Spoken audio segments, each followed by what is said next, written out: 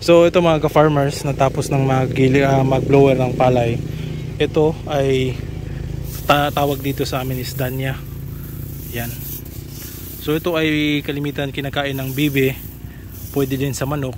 Pero as per observation ko mga ka-farmers, ito ay kung dadamihan natin ang ibibigay sa mga manok ay baka hindi sila matunawan dahil matutulis ang mga ito. So parang rice hull na may halo pang kunting bigas yan. So ayan. So ito pwedeng ipapakain sa mga manok. At saka ito lang yung kinuha ko na ipapakain sa kanila. So yun, may nalagay na ko sa mga sako. So ito, mapapansin nyo merong mga meron pang mga butil ng palay. So ito yung ibibigay natin sa mga manok para meron silang makakain ng konti. Tapos ito yung ilalagay natin sa pugara nila, yung ibang pugara natin. Alright. So ayan mga ka-farmers, umabot na tayo dito sa bahay. So padilim na yung panahon, yung liwanag. So ayan, naglagay tayo ng konti ngayon para bukas meron silang makain kinabukasan.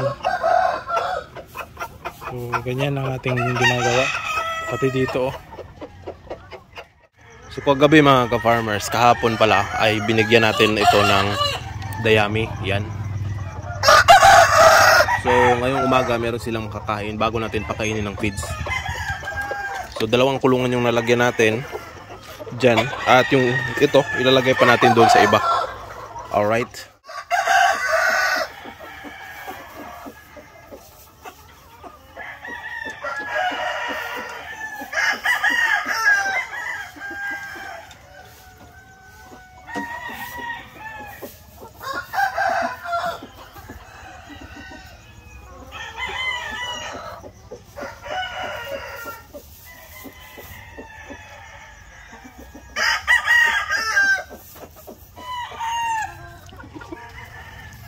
So ayan mga ka-farmers, unti-unti na nilang kinakain yung butil ng dayami.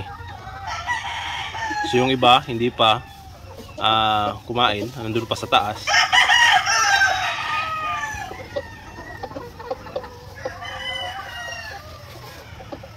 So yung butil lang yung kakainin nila dyan.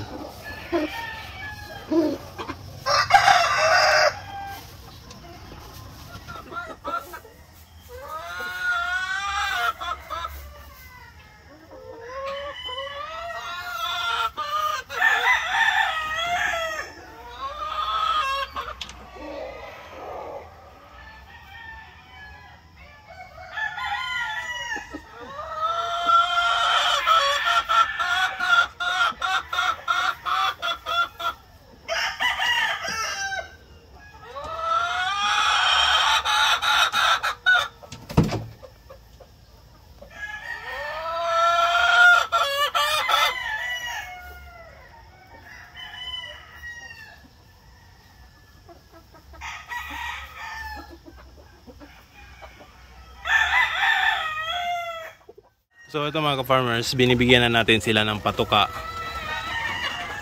yung layer feeds. So pagkatapos nitong kumain nila ay yun namang butil ng dayami yung kakainin nila.